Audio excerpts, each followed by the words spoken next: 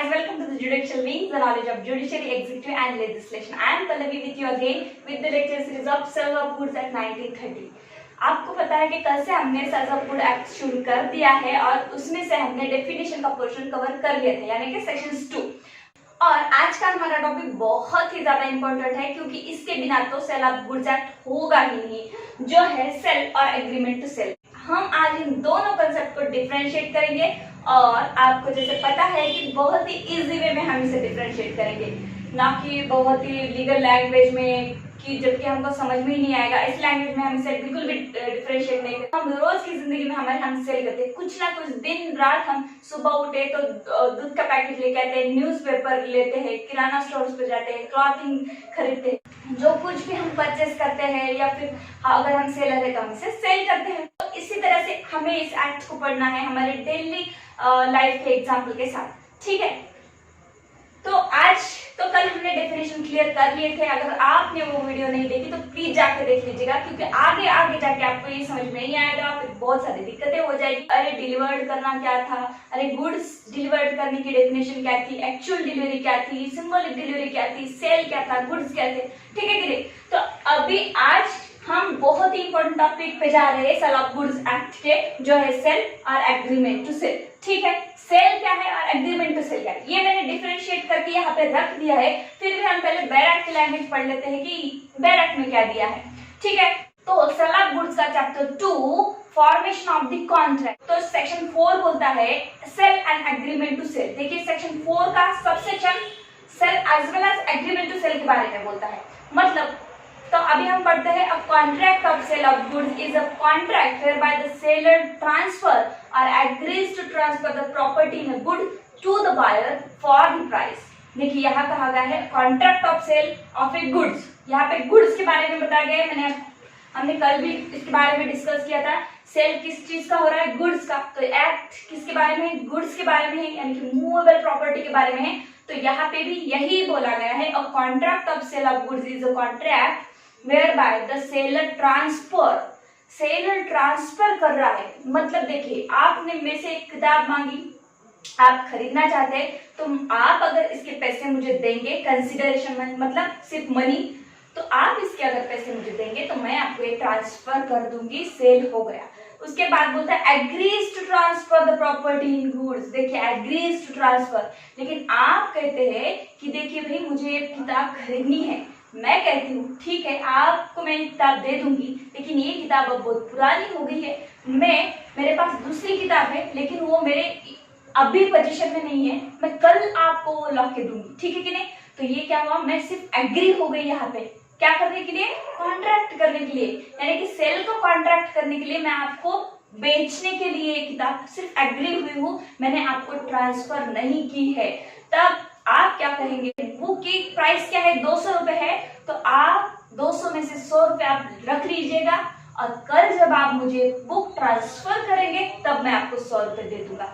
तो एक दिन पहले हमने क्या किया है, एग्रीमेंट टू सेल किया है, यानी कि सिर्फ हम दोनों ही एग्री हुए हैं इस बात पे कि कल ये किताब मुझे आपको बेचनी है, ठीक है। तो अभी 100 रुपए दे दिए, हमने एक एग्रीमेंट कर लिया, दोनों के बीच में ओरल भी हो सकता है, रिटर्न भी हो सकता है, हमने एग्रीमेंट कर लिया, ठीक है भाई मैं आपको किताब कल दे दूंगी, आपने 100 रुपए दे दिए, इतना अमाउंट आपने दे दिया है। अब दूसरे दिन मैं ये किताब लेके आती हूँ और मैं आपको ये ट्रांसफर कर देती हूँ, तब हो जाएगा हमारा सेल, यानी कि आपने पैसे भी दे दिए और मैंने आपको गुड्स भी दे दी, यानी कि किताब भी मैंने आपको दे दी। लेकिन पहले क्या करा हमने, एग्रीमेंट टू सेल करा। मतलब देखिए ये बहुत ही सिंपल है लेकिन हम बार बार इसे भूल जाते हैं। तो यहाँ पे क्या हुआ है, हम जो कल सेल करने वाले थे उसके लिए अभी मैं क्या कर रही हूँ, अग्री हो रही हूँ, तो इसे बोला जाता है कि अग्रीमेंट टू सेल। बस इतना ही डिफरेंस इसमें है। तो आगे पढ़ते हैं हम, बायर फॉर अ प्राइस, मैंने किसके लिए आपको किताब बेची है, प्राइस के लिए। There may be a contract of sale between one part owner and another. देखिए हमने ट्रांसफर ऑफ प्रॉपर्टी में, अगर आपने ट्रांसफर ऑफ प्रॉपर्टी पढ़ा होगा तो उसमें भी बताया गया है कि खुद की प्रॉपर्टी खुद को नहीं ट्रांसफर कर सकते। ये प्रॉपर्टी मेरी है, ये बुक मेरी है, ठीक है कि नहीं, ये प्रॉपर्टी मेरी है, ये बुक मेरी है, मैं क्या खुद को ट्रांसफर कर सकती हूँ, नहीं, बिकॉज मुझे कौन पेड करेगा, प्राइस कौन देगा, कंसिडरेशन कौन देगा, कोई भी नहीं। ठीक है कि नहीं। लेकिन यहाँ पे एक दो एक्सेप्शन भी है, टीपी में भी इसे एक्सेप्शन दिए गए हैं कि खुद की प्रॉपर्टी हम खुद का ट्रांसफर खुद को कर सकते हैं, ये हम टीपी में देख भी लेंगे। लेकिन यहाँ पे कहा गया है one part owner and another. तो इसका एग्जांपल हम आप देख लेते हैं कि पार्ट ओनर क्या होता है। देखिए एक ए है, सॉरी एक ए है और ये एक ए है और ये बी है, दोनों यहाँ पे दो भाई है, ठीक है कि नहीं। इन्होंने एक सी से प्रॉपर्टी खरीदी है, गुड्स खरीदे है कुछ सी से, ठीक है, क्या खरीदे हैं, गुड्स खरीदे हैं। अब आगे क्या होता है, इन दोनों ने जॉइंटली गुड्स खरीदे हैं, दोनों ने भी, इसमें इसने भी 50 रुपीज दिए हैं, इसने भी 50 रुपीज दिए। अब ये बंदा ये जो है बी भाई चला जाता है यूएस, चला जाता है, सेटल हो जाता है वहीं पे। अब जो भी गुड्स खरीदी वो ए के पास रह जाती है। ए क्या कहता है बी को, देखो भाई तुम तो वहां पे सेटल हो गए, गुड्स जो है वो हम दोनों के नाम पे है अभी, तो एक काम कर दो, तुम्हें तो जरूरत नहीं है, ये गुड्स मुझे ही सेल कर दो, यानी कि 50% की जो आपकी ज्वाइंट ओनरशिप थी वो मुझे शेयर कर दो। तो बी बोलता है ठीक है। अब बी कहाँ पे चला जाता है, बी यहाँ पे चला जाता है सेलर की जगह पे। बी बोलता है ठीक है, मुझे 50 रुपीज आप दे दो, मैं आपको पूरी की पूरी ओनरशिप इस गुड्स की दे दूंगा, ठीक है कि नहीं। तो अब ये ओनर था, पार्ट ओनर था ये, लेकिन अब ये पार्ट ओनर नहीं रहेगा, ये पूरा का पूरा 50 रुपीज का इसका जो शेयर था इसे ट्रांसफर कर देगा, ये बन जाएगा बायर और ये बन जाएगा सेलर, ठीक है। तो ये है पार्ट ओनर, मतलब आधा ओनर है तो आधा ओनर अपनी प्रॉपर्टी दूसरे को ट्रांसफर कर सकता है, आधी तो आधी प्रॉपर्टी यानी कि पार्ट ओनर दूसरे को ट्रांसफर अपनी प्रॉपर्टी कर सकता है, जितनी उसके नाम पे है उतनी।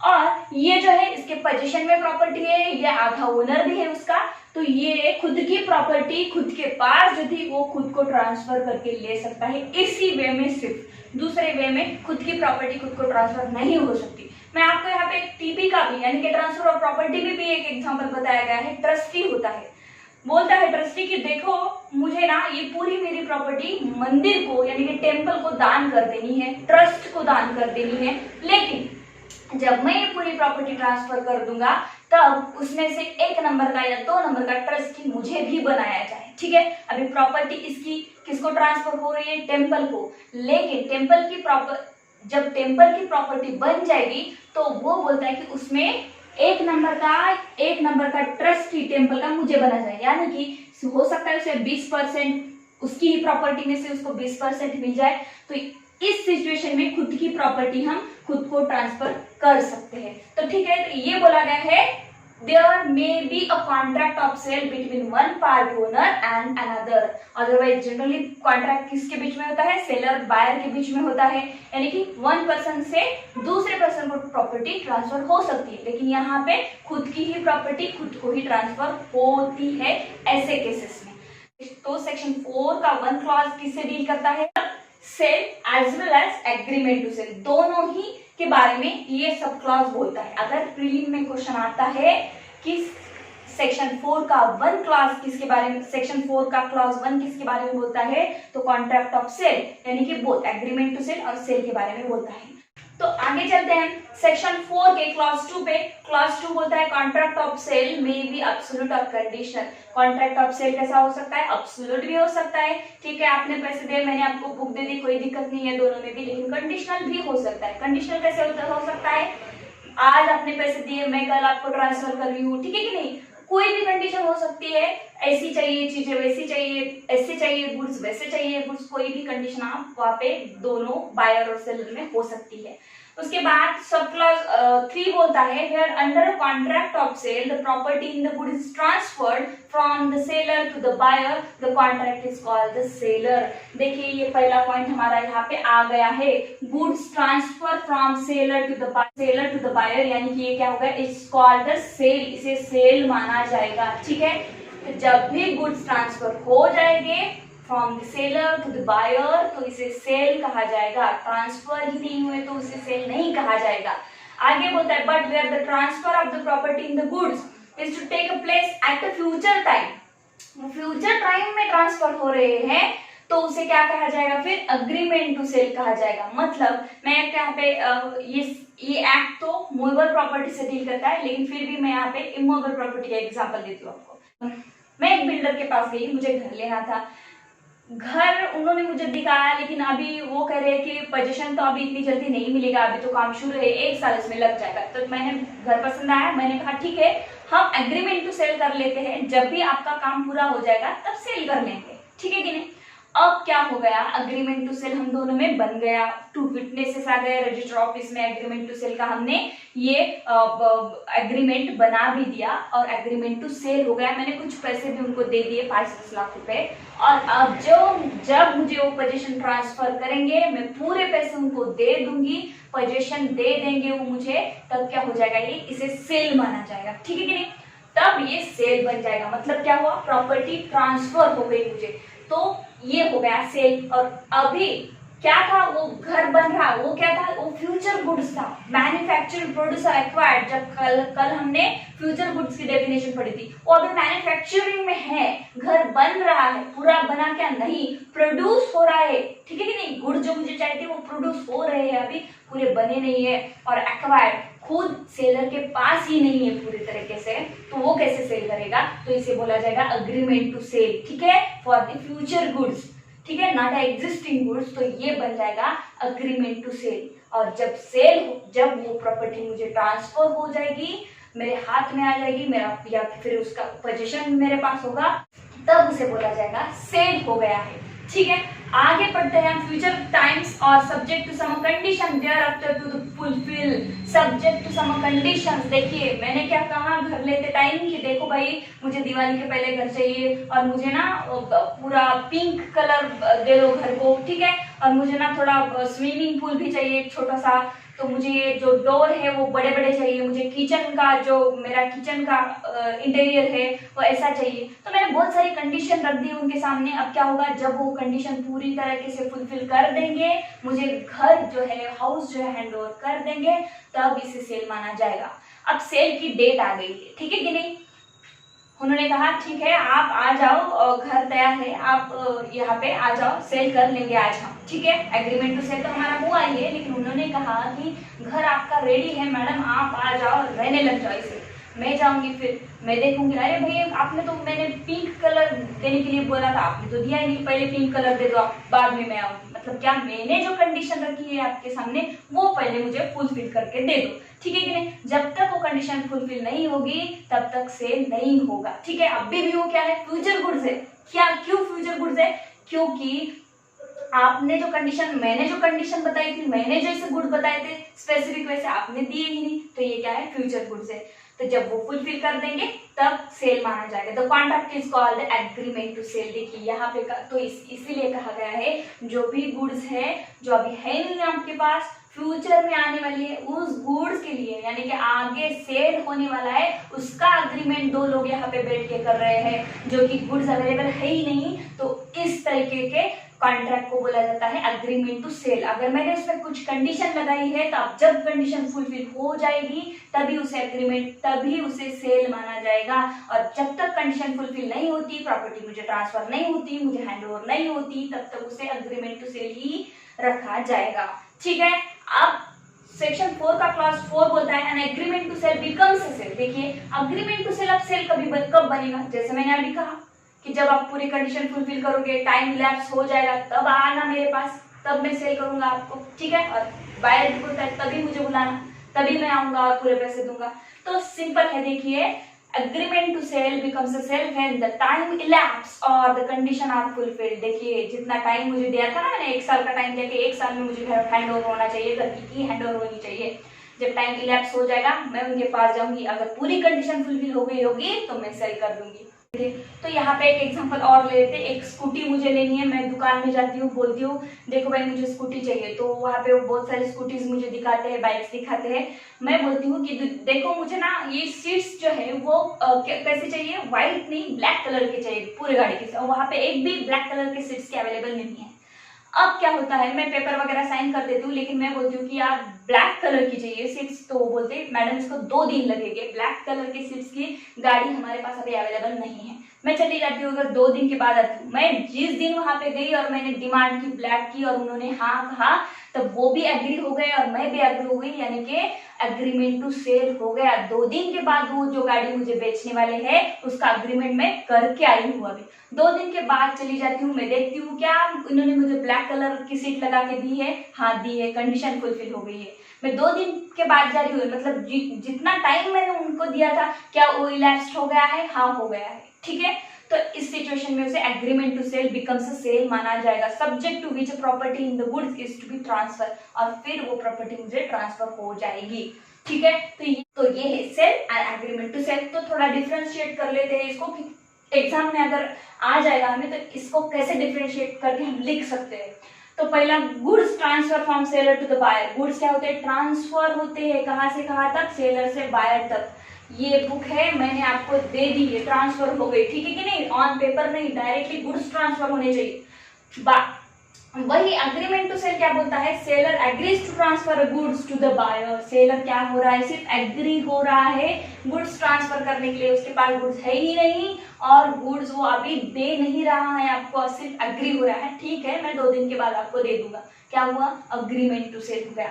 उसके बाद हम आगे आते हैं एग्जिस्टिंग एंड स्पेसिफिक गुड्स। अगर आपको सेल करना है तो आपके पास अवेलेबल चाहिए गुड्स, ये बुक मेरे पास अभी है, अगर नहीं होती तो मैं क्या बोलती, ठीक है मैं दे दूंगी आपको लेकिन 2-3 दिन के बाद दे दूंगी। यानी कि सेल करने के लिए आपके हाथ में गुड्स चाहिए, एग्जिस्टिंग और स्पेसिफिक गुड्स। स्पेसिफिक गुड्स मतलब वही जो उन्होंने मांगे हैं वही गुड्स चाहिए, ठीक है कि नहीं। गोदाम है बहुत बड़ा, वहां पे बहुत सारे मैंगो है, मुझे 1 किलो मैंगो चाहिए, किस प्रकार की, केशर मैंगो मुझे चाहिए, तो केशर मैंगो वही मैंगो वहां पे होनी चाहिए, स्पेसिफिक गुड्स वहां पे होने चाहिए सेल करने के लिए। अगर मैं दूसरे दे दूंगी तो नहीं चलेगा। तो यहाँ पे क्या होगा, specific goods and existing goods चाहिए सेल करने के लिए। वही अग्रीमेंट टू सेल में फ्यूचर गुड्स होते हैं, जो गुड्स आपके पास है ही नहीं तो उसके बारे में, जैसे मैंने सीट के बारे में कहा गाड़ी के कि ब्लैक सीट की स्कूटी मेरे पास है ही नहीं, तो मैं बोलती हूँ 2 दिन के बाद आना,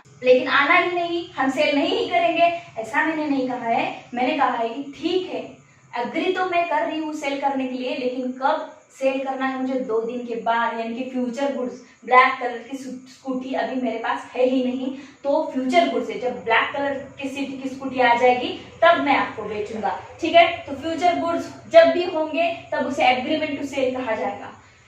दूसरी बात है राइट इन अ रेम। देखिए right in a rem means right against a फोल्ड वर्ड। जब सेल हो जाता है, अगर ये पेन मैं खरीद के लेके आई हूँ दुकानदार के पास से, तो अब मुझे इस पेन के लिए कोई भी नहीं बोलेगा कि ये आपकी नहीं है, ठीक है कि नहीं। पूरी दुनिया के लिए ये पेन मेरा ही है, ठीक है। तो ये राइट इन रेम है, यानी कि सब अब मुझे राइट इन रेम यानी कि राइट इन रेम है, यानी कि पूरी दुनिया के सामने मैं कह सकती हूँ कि ये जो पेन है मेरा है। राइट इन पर्सन है मतलब राइट पर्टिकुलर पर्सन के ही अगेंस्ट होता है। यहाँ पे वो स्कूटी मेरी वहां पे ही रखी है, मैं 2 दिन के बाद जाने वाली हूँ, तो ज्यादा से ज्यादा वो क्या कहेंगे, उस पर्सन को हम देने वाले हैं वो स्कूटी, ठीक है कि नहीं। तो राइट इन पर्सन, एक पर्सन के अगेंस्ट राइट होता है जो कि अग्रीमेंट टू सेल में होता है, लेकिन सेल अगर हो गया तो वो तो उनकी चीज हो जाएगी, अब यहाँ पे कोई भी राइट नहीं बचेगा। दूसरी बात है एग्जीक्यूटेड कॉन्ट्रैक्ट। देखिए एग्जीक्यूटेड कॉन्ट्रैक्ट मीन्स क्या है, एक कॉन्ट्रैक्ट पूरा हो गया है, ठीक है कि नहीं, कॉन्ट्रैक्ट टोटल पूरा हो गया है, आपने मुझे कंसिडरेशन दिया, मैंने भी आपको गुड्स दे दिए हैं, डिलीवर्ड हो गए हैं गुड्स, तो कॉन्ट्रैक्ट कैसा है, एग्जीक्यूटेड कॉन्ट्रैक्ट है। और वही एग्रीमेंट टू सेल में अभी मैंने आपको गुड्स दिए नहीं दिए, हो सकता है आपने भी पूरे पैसे मुझे नहीं दिए होंगे, आधे ही दिए होंगे एग्रीमेंट टू सेल करने के टाइम पे, तो ये एग्जीक्यूटरी कॉन्ट्रैक्ट है, अभी पूरा हुआ नहीं है कॉन्ट्रैक्ट, सिर्फ अग्रीमेंट हुआ है, किसका, कॉन्ट्रैक्ट का। तो आगे चलते हैं, seller can claim for specific performance of a contract for price. Specific performance में शॉर्ट में लिखा है यहाँ पे, seller can claim for specific performance of a contract for a price. अगर सेल हो जाता है, दुकानदार से मैं पेन लेके आती हूँ, तो उसके बाद अगर मैं पैसे नहीं देती, प्राइस नहीं पेड करती, तो वो जो है सेलर जो है मतलब दुकानदार जो है वो मुझे स्पेसिफिक परफॉर्मेंस ऑफ कॉन्ट्रैक्ट का क्लेम कर सकता है, सूट फाइल कर सकता है under the specific performance of contract के तहत कि मुझे मेरे पैसे चाहिए ही चाहिए, या तो मुझे फिर पेन वापस चाहिए मेरा जैसा था वैसा, ठीक है। अब यहाँ पे हम आते हैं default on buyer, seller have only remedy for damages और right to lien। देखिए यहाँ कहा गया है कि अगर मैं डिफॉल्ट करती हूँ, ये पेन उनके ही पास है, किसके पास है, दुकानदार के पास पेन है। मैं सिर्फ एक दिन पहले गई थी और मैंने कहा था कि देखो मुझे ऐसे ऐसे पेन चाहिए, 100 रुपए का पेन है, आप मुझे दे दो अभी। तो उन्होंने कहा देखो बेटा मेरे पास तो पेन नहीं है अभी, आप एक काम कर लेना, कल आ जाना, मैं पेन मंगा के रखता हूँ। लेकिन उन्होंने मुझे ये भी बताया कि इस तरीके का पेन हमारे यहाँ कोई भी नहीं खरीदता है, अगर मैंने पेन मंगाया तो आपको लेके जाना पड़ेगा। मैं एग्री हो गई। मतलब हमने क्या किया है, दोनों ने एग्रीमेंट टू सेल किया है, जो कि मैं कल खरीदने वाली थी, जो कि वो कल सेल करने वाला था, उसका एग्रीमेंट हमने आज ही कर लिया है। अब मैं कल जाती ही नहीं हूँ, ठीक है कि नहीं। अगर मैं कल जाती ही नहीं हूँ तो अब वो जो सेलर है मुझ पे स्पेसिफिक परफॉर्मेंस का सूच नहीं फाइल कर सकता। सिर्फ उसके पास इतना ही राइट है कि अगर मैंने कुछ डिफॉल्ट किया है एग्रीमेंट टू सेल में तो वो मुझे डैमेजेस पे करने के लिए बोल सकता है, यानी कि वो डैमेजेस के लिए खाली सूट दाखिल कर सकता है, स्पेसिफिक परफॉर्मेंस के लिए नहीं कर सकता। उसके बाद है और राइट टू लीन, अगर मैं पैसे नहीं देती हूँ तो राइट टू रिटेन, उसको वही चीज उसके पास खुद के पास रखने का राइट है, मुझे ना देकर खुद के पास रखने का राइट है। राइट टू लीन यानी right to retain the goods. तो फ्रेंड्स ये है सेल और एग्रीमेंट सेल का डिफरेंस, ठीक है। तो I hope you understand the concept of sale and agreement to sell. और इसका डिफरेंशिएट में मैंने जितना एग्जाम के लिए जरूरी होता है उतना डिफरेंशिएट इसका कर दिया है। तो आगे हम जाते हैं सेक्शन 5 की तरफ, यानी कि यही सेल कैसे बनता है, ठीक है कि नहीं। Contract of sale how made?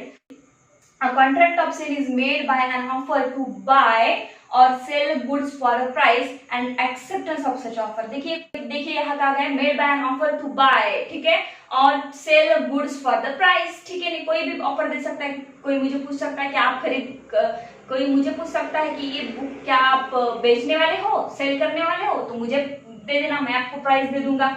For a price and acceptance of such offer, अगर वो पर्सन एक्सेप्ट कर लेता है, ठीक है कि नहीं, तो ये हो जाएगा ऑफर कंप्लीट हमारा, ठीक है।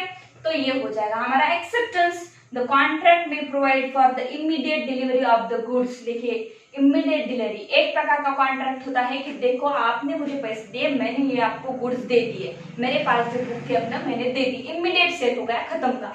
दूसरी बात है और इमीडिएट पेमेंट। तो पहले केस में क्या बताया गया है, हो सकता है, तो यहाँ पे बोला कि immediate delivery of the goods, हो सकता है कि मैंने आपको वैसे आपने जैसे काम में खरीदना चाहता हूँ, इंटरेस्टेड हूँ, मुझे भी बेचनी है मेरी बुक, तो मैंने क्या किया, आपको गुड्स दे दिए, ठीक है। उसके बाद इमीडिएट पेमेंट, ठीक है कि नहीं, हो सकता है मैंने गुड्स दिए ही नहीं लेकिन आपने इंटरेस्टेड है, बहुत ही ज्यादा इंटरेस्टेड आप बुक खरीदने में, तो आपने मुझे क्या किया, पैसे दे दिए, इमीडिएट पेमेंट कर दिया। और बाय बोथ, ठीक है कि नहीं, और प्राइस और बोथ, तो मैंने आपको गुड्स दे दिया, आपने वही के वही मुझे पैसे दे दिए, हाथों हाथ, खत्म काम, कॉन्ट्रैक्ट ऑफ सेल हो गया। उसके बाद और for the delivery of payment by instalment. तो देखिए इंस्टॉलमेंट भी हो सकती है, 100 रुपए के 50-50 जो रुपए है मैं वो 2 बार दे दूंगा आपको।